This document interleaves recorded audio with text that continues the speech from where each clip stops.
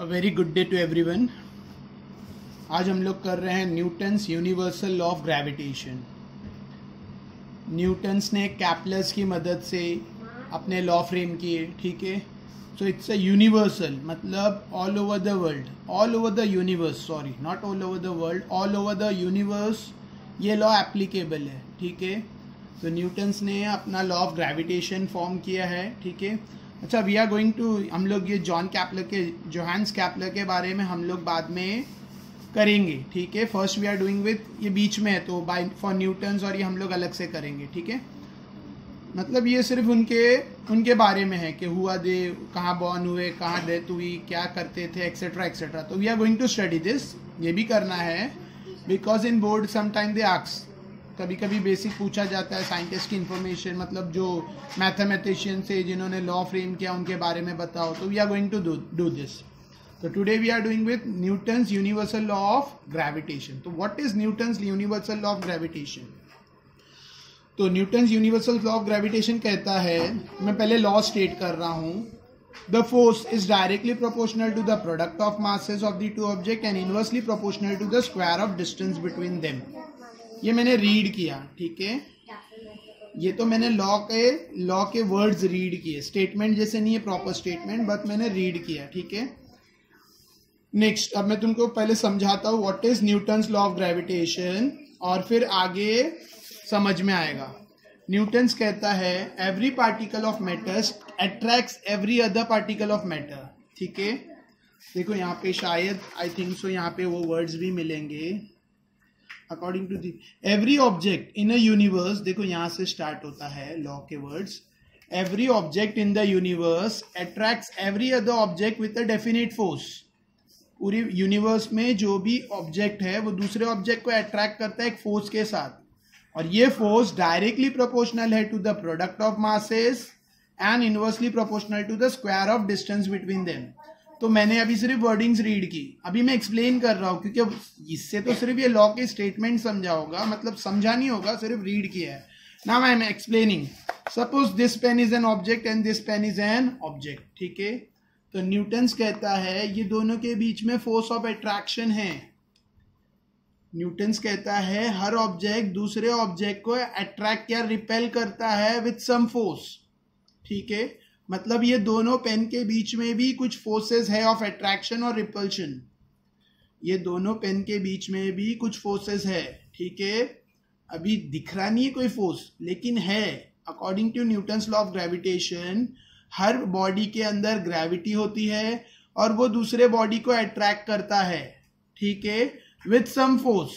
And that force, according to Newton's, that force is directly proportional to the product of masses and inversely proportional to the square of distance between them. Newton's कहता है कोई भी दो object के बीच में, यहाँ पे मैंने एग्जाम्पल के लिए दो पेन लिया, you can take two balls, ठीक है, दोनों के बीच में फोर्स ऑफ अट्रैक्शन है। अभी तो स्लोप की वजह से हो रहा है, otherwise you will think force of attraction से पेन स्टिक हो रही, ऐसा कुछ नहीं है, ये पेपर के स्लोप से हो रहा है, ठीक है। लेकिन ऐसे ही जैसे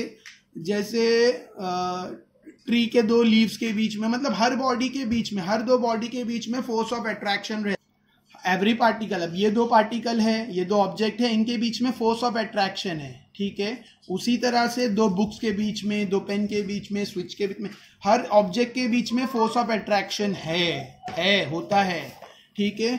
और ये फोर्स ऑफ अट्रैक्शन क्या है? ये फोर्स ऑफ अट्रैक्शन फाइंड करना है तो it is directly proportional to the product of masses. ये force of attraction directly proportional है to the product of masses, product मतलब मल्टीप्लाई, और ये force of attraction inversely proportional है to the square of distance between them, to the square of, ये force of attraction inversely proportional है, inversely proportional मतलब 1/, to the square of distance between them. तो उनके बीच में सपोज डिस्टेंस है r, तो r स्क्वायर, ठीक है, समझा। अब ये दोनों force of attraction directly proportional to the product of masses, तो force is directly proportional to the product of masses, forces of attraction, और यही force inversely proportional to the square of distance between them. ये दोनों का combination करेंगे तो F ये वाला फॉर्मूला आएगा। तो F, ये दोनों F है ना, तो F is directly proportional to M1 into M2 upon R square. ठीक है, अब M1 M2 क्या है? It's the mass of two object, ये दो ऑब्जेक्ट का मास, ये दो ऑब्जेक्ट का मास M1 M2। ठीक है, या सपोज दो स्पेरिकल बॉल है जैसा टेक्स्ट बुक में दिया है। ठीक है, इसका मास M1 है, इसका मास M2 है। ठीक है, तो ये दोनों का मास M1 M2 और इनके बीच में डिस्टेंस है, द डिस्टेंस इज R। ठीक है, दो ऑब्जेक्ट है, दो बॉल है स्पेरिकल शेप के, M1 M2 मासेस के, और उनके बीच में डिस्टेंस R है। तो according to Newton's law of gravitation F is directly proportional to M1 into M2 upon R square. ठीक है, ये लॉ है। अब डायरेक्टली प्रोपोर्शनल की साइन हटेगी तो एक कांस्टेंट आएगा, तो F इक्वल्स टू, जब मैंने डायरेक्टली प्रोपोर्शनल की साइन हटाया तो इक्वल टू आया, और एक कांस्टेंट आएगा, that constant is G, capital G, G M1 into M2 upon R square. So what is G? G is a gravitation constant, इसको कहते हैं universal gravitation, universal gravitational constant, universal gravitational constant. अब सब तुम्हें text book में मिलेगा, I am just explaining, मैं सिर्फ एक्सप्लेन कर रहा हूं, ये कंटेंट है, जी क्या बोलते हैं etcetera, it will be there in text book. तो जी है ग्रेविटेशनल यूनिवर्सल कांस्टेंट। ठीक है, समझा यहां तक? अभी आखिर दो बॉडी स्पेरिकल है, आखिर दो बॉडी स्पेरिकल शेप की है, आखिर दो बॉडी प्रॉपर स्पेरिकल है। ठीक है, दो बॉडी आखिर प्रॉपर स्पेरिकल है और दोनों यूनिफॉर्म डेंसिटी वाली है, तो उनका centre of mass will be eight there centre. ठीक है, तो न्यूटन ने कहा जो डिस्टेंस मापा जाएगा वो सेंटर से सेंटर का, ये सेंटर है ना यहाँ पर, ये डिस्टेंस लिया जाएगा। The R will be this, not this. R ये नहीं है, आर सेंटर टू सेंटर के डिस्टेंस को आर कहते हैं, center to center, center to center के डिस्टेंस को R कहते हैं। ठीक है, और M1 M2 उनका मास, तो distance will be measured from centre. आखिर स्पेरिकल बॉडी है, तो आखिर बॉडी स्पेरिकल नहीं है, इरेग्युलर शेप की बॉडी है, सपोज कोई ऐसी बॉडी है, कोई ऐसी बॉडी है। ठीक है, तो इसके सेंटर ऑफ मास से और इसके सेंटर ऑफ मास, अब तुम लोग बोलोगे सर सेंटर ऑफ मास क्या है, पहली बार सुना है। ठीक है, तो I am going to explain you. हर बॉडी का एक सेंटर ऑफ मास होता है। ठीक है, देखो प्रॉपर स्पेरिकल बॉडी है और उस regular proper spherical uniform circular body है, स्पेरिकल प्रॉपर स्पेरिकल शेप की बॉडी है और यूनिफॉर्म डेंसिटी वाली है, तो उसका सेंटर ही सेंटर ऑफ मास रहेगा। लेकिन इरेग्युलर शेप की बॉडी है तो सेंटर ऑफ मास कहीं पे भी हो सकता है। सेंटर ऑफ मास वो पॉइंट को बोलते हैं जहां पूरे बॉडी का मास कॉन्सेंट्रेटेड रहता है, जहां पूरी बॉडी का मास कॉन्सेंट्रेट होता है, वो पॉइंट को कहते हैं सेंटर ऑफ मास। एग्जाम्पल दे रहा हूं, ये पेन है, suppose this is a pen. ठीक है, अब ये पेन को मेरे को अपनी फिंगर टिप पे बैलेंस करना है। ठीक है, suppose this is a pen और I have to balance it on my finger tip. ठीक है, तो ये कब बैलेंस होगी? देखो बैलेंस हो रहा है। क्यों बैलेंस हो रहा है? बिकॉज मैंने उसकी सेंटर ऑफ मास पे, मैंने उसको अपने उसके सेंटर ऑफ मास को अपनी फिंगर पे रखा है। आखिर मैं यहां रखूंगा तो गिर जा रही है, आखिर मैं यहां रख रहा हूं गिर जा रही है, लेकिन आखिर मैं प्रॉपर सेंटर ऑफ मास पे उसको रखूंगा तो वो बैलेंस हो रही। तो दिस इज, ये सिर्फ देखो बताने के लिए कि सेंटर ऑफ मास क्या होता है। ऐसा हर ऑब्जेक्ट का सेंटर ऑफ मास होता है, हर ऑब्जेक्ट का सेंटर ऑफ मास होता है जहां पे पूरी बॉडी का मास कॉन्सेंट्रेट होता है। तो आखिर इरेग्युलर बॉडी है तो उसके सेंटर ऑफ मास से का डिस्टेंस लिया जाएगा, सेंटर ऑफ मास से जो डिस्टेंस मेजर किया जाएगा उसको कहते हैं आर। ठीक है, समझा? नेक्स्ट, ये सब यहां पर लिखा होगा, नो नीड टू वरी। पहले फिर लॉ पे आते हैं। एवरीबॉडी, देखो मैंने पहले स्टेटमेंट रीड किया था, मैं वापस रीड कर रहा हूं। न्यूटन्स ने लॉ बनाया, ठीक है, यूनिवर्सल ग्रेविटी के लिए। यूनिवर्स मतलब ऑल ओवर द यूनिवर्स, यानी सिर्फ अर्थ पे नहीं, बल्कि तुम कोई भी प्लैनेट पे, एस्ट्रॉइड पे, कॉमेट पे चले जाओ, the law is going to be the same. इसके लिए इसको कहते हैं लॉ ऑफ यूनिवर्सल ग्रेविटेशन या Newton's universal law of gravitation. Alright, तो लॉ के वर्ड्स कुछ ऐसे हैं। Every object in the universe attract every other object with a definite force. पूरे यूनिवर्स में कोई भी ऑब्जेक्ट हो वो दूसरे ऑब्जेक्ट को अट्रैक्ट करता है एक फोर्स से। ठीक है, जैसे मून और अर्थ, दो ऑब्जेक्ट है, दोनों के बीच में एक फोर्स है, ठीक है, एक डेफिनेट फोर्स है, या अर्थ और सन के बीच में डेफिनेट फोर्स है, या मून और सन के बीच में डेफिनेट फोर्स है, तो हर ऑब्जेक्ट दूसरे ऑब्जेक्ट को अट्रैक्ट करता है विद द डेफिनेट फोर्स। ये फोर्स डायरेक्टली प्रोपोर्शनल है, किसको डायरेक्टली प्रोपोर्शनल है? Product of masses, product of, देखो प्रोडक्ट मल्टीप्लाई ऑफ मासेस, मैंने बताया product of masses m1 into m2, ठीक है, and inversely proportional to the square, और इनवर्सली प्रोपोर्शनल है, यानी इनवर्सली प्रोपोर्शनल 1 अपॉन, किसको इनवर्सली प्रोपोर्शनल है? इनवर्सली प्रोपोर्शनल है, किसको इनवर्सली प्रोपोर्शनल है? Square of distance, inversely proportional to the square of distance, ठीक है। सॉरी फॉर दैट, यहाँ पे d लिखा है, मैंने r लिया, सॉरी, ठीक है। सो इट्स, क्योंकि मैंने ओल्ड फॉर्मेट में पढ़ा था तो मैंने अब ये देखा नहीं इधर d है, मैं ओल्ड फॉर्मेट से ही पढ़ा रहा था, ठीक है। ये मेरे टाइम पे मैंने दे वे यूजिंग r, तो अभी अल्फ़ाबेट चेंज किया है d स्क्वायर, ठीक है, इट्स d स्क्वायर, ठीक है। तो d r दो मासेस के बीच का डिस्टेंस है d, ठीक है। याद रखो सेंटर ऑफ मासेस का डिस्टेंस, सॉरी ऑब्जेक्ट का डिस्टेंस उसके सेंटर ऑफ मासेस से लिया जाएगा, सेंटर ऑफ मासेस से लिया जाएगा। आखिर स्पेरिकल बॉडी है और यूनिफॉर्म मतलब इक्वल डेंसिटी वाली है तो एग्जैक्ट सेंटर ही रहेगा, लेकिन आखिर इरेग्युलर शेप की बॉडी है तो सेंटर ऑफ मास का डिस्टेंस लिया जाएगा, और वो स्मॉल डी, हाँ, not R, it's small D, ठीक है। खाली नोटेशन चेंज है, बाकी लॉ सेम है, मैंने सिर्फ नोटेशन आर लिया है, ठीक है, क्योंकि ओल्ड सिलेबस में इट वाज आर।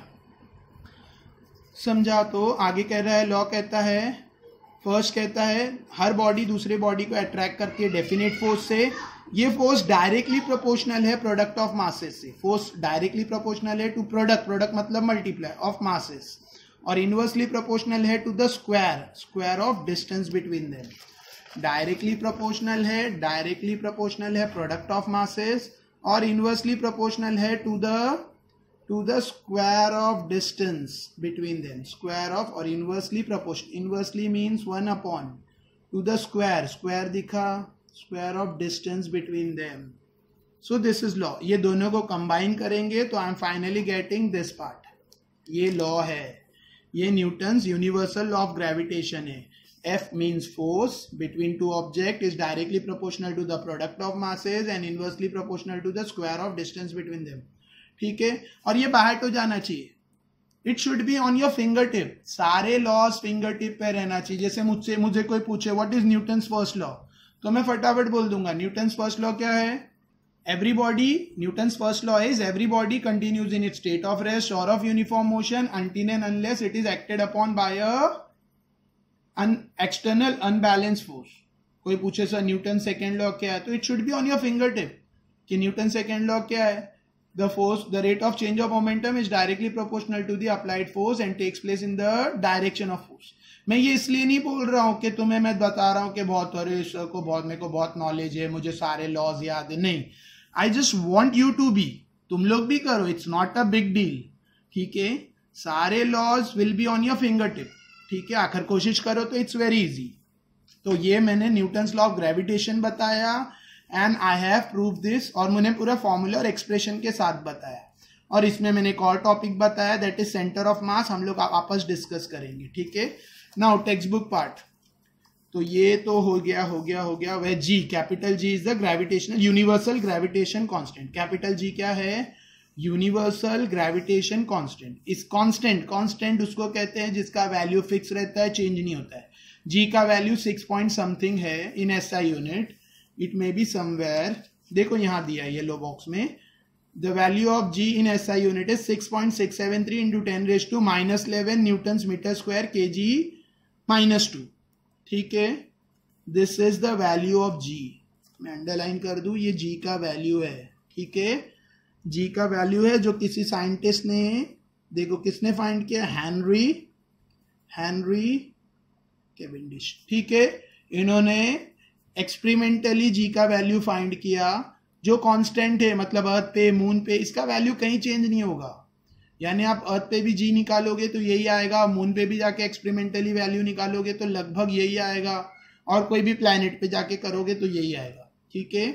सन का नहीं बोलूंगा, सन पर जाकर ये कैलकुलेट करने से पहले you are going to be पता है ना, तुम पक जाओगे, मतलब भून जाओगे एक्सेट्रा। ठीक है, नेक्स्ट, तो this is universal gravitation constant. Alright, अब यहाँ पे कुछ लिखा है कि आखिर हम लोग मास डबल करेंगे, आखिर हम लोग मास डबल करेंगे तो फोर्स डबल होगा। देखो, the above means that if the mass of the object is double the force between the two object is also. आखिर हम लोग मास को डबल करेंगे, कोई भी एक मास को हम लोग ट्वाइस कर देंगे तो फोर्स भी डबल हो जाएगा। क्लियर है? ठीक है। और आखिर हम लोग डिस्टेंस को डबल करेंगे, आखिर हम लोग इसमें से कोई भी मास को डबल करेंगे। सपोज ये 50 kg है, मैंने 100 kg लिया, तो पहले जो फोर्स आ रहा था सपोज 7 न्यूटन 8 न्यूटन, तो वो डबल हो जाएगा। ठीक है। और अगर हम लोग डिस्टेंस बढ़ा देंगे, डिस्टेंस, तो फोर्स रिड्यूस हो जाएगा। ठीक है, कितना कम होगा? देखो, अगर हम लोग डिस्टेंस डबल करेंगे तो 4 गुना फोर्स कम हो जाएगा, force will reduce by factor 4। अगर हम लोग इसका डिस्टेंस डबल कर देंगे, 1 मीटर का 2 मीटर कर देंगे, या 2 मीटर है 4 मीटर कर दिए, 10 मीटर है 20 मीटर कर दिए, तो फोर्स 4 गुना कम हो जाएगा। ठीक है, मतलब जैसा जैसा डिस्टेंस बढ़ेगा फोर्स 4 गुना कम होते, फोर्स उसका कम 4 टाइम्स कम होते जाएगा अगर डबल किए तो। और जैसा जैसा हम लोग वजन मास बढ़ाएंगे फोर्स बढ़ते जाएगा। ठीक है, तो वो स्टेटमेंट्स यहाँ लिखे हैं। क्यों ऐसा हो रहा है? क्योंकि मास को डायरेक्टली प्रोपोर्शनल है, मास बढ़ेगा फोर्स बढ़ेगा, मास बढ़ेगा फोर्स बढ़ेगा, इसको बोलते हैं डायरेक्ट प्रोपोर्शन। और डिस्टेंस को इनवर्स प्रोपोर्शन है, मतलब अगर डिस्टेंस बढ़ेगा फोर्स कम होगा, डिस्टेंस जितना बढ़ेगा फोर्स कम होते जाएगा, इसको बोलते हैं इनवर्स प्रोपोर्शन।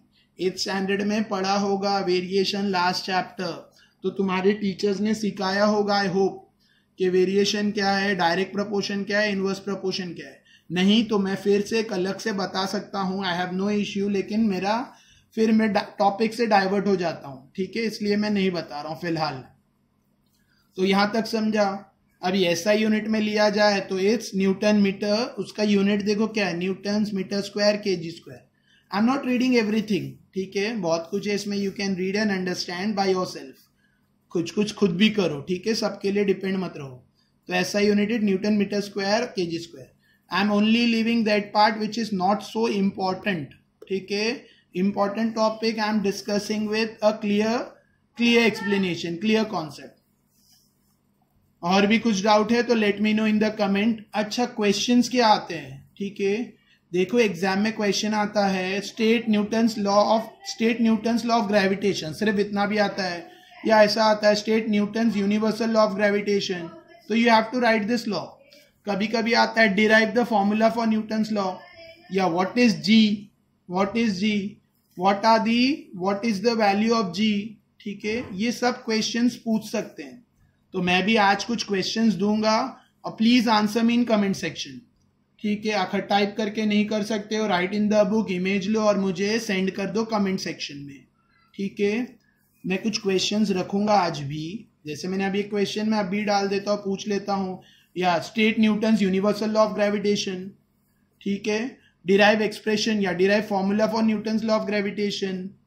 ठीक है, फिर एक क्वेश्चन ये आता है, मोस्टली आता है एग्जाम में ये, if the distance between the two object is doubled, then what will be the effect on force? Mostly ये सब blanks में भी आता है, blanks में आता है कि if the mass of the object is double, then what about the force? Then the force is of an object is also dash. तो you have to understand each and everything, कुछ भी skip नहीं कर सकते हो। ठीक है, next, the next topic is derivation for what? First, sorry, the next topic here is center of mass, जो मैंने अभी explain किया what is center of mass। मैंने अभी just ये explain कर दिया है what is center of mass। तो ये भी question आता है, keep that in mind कि what is center of mass, define center of mass, या what will be the center of mass of a spherical object, etc. तो मैंने अभी बताया था what is center of mass। center of mass, suppose कोई irregular shape की body है तो सेंटर ऑफ मास ऐसे पॉइंट को कहते हैं जहां पे पूरी बॉडी का मास कॉन्सेंट्रेटेड होता है। आखिर बॉडी प्रॉपर स्फेरिकल शेप की है और उसकी डेंसिटी भी यूनिफॉर्म है तो उसका सेंटर ही सेंटर ऑफ मास होगा। लेकिन कोई बॉडी इरेग्युलर शेप की है, रेक्टेंगल शेप की है, ट्राइंगल शेप की है, तो उसका सेंट्रॉइड लिया जाएगा, सेंट्रॉइड। आखिर कोई इरेग्युलर शेप की है ठीक है, कोई बॉडी इरेगुलर शेप की है, देखो सेंटर ऑफ मास इस ये केस में और ये केस में सेंट्रॉइड होगा। आखिर इसमें डेंसिटी यूनिफॉर्म है, तो आखिर शेप भी यूनिफॉर्म नहीं है, डेंसिटी भी यूनिफॉर्म नहीं है, तो सेंटर ऑफ मास सेंट्रॉइड नहीं होगा बल्कि कुछ और होगा। ठीक है, अभी जैसे ये पेन है तो मैंने एक पेन का एग्जांपल देके तुम्हें बताया कि इसका सेंटर ऑफ मास यहीं कहीं पर है, यही पॉइंट पे इसका सेंटर ऑफ मास है, क्योंकि पूरी बॉडी का मास यहाँ पे कॉन्सेंट्रेट हो रहा है, पूरी बॉडी यहाँ पे बैलेंस हो रही, तो इधर ही कहीं पे इसका सेंटर ऑफ मास है। ऑलराइट, तो this was an example to make you understand कि सेंटर ऑफ मास होता क्या है।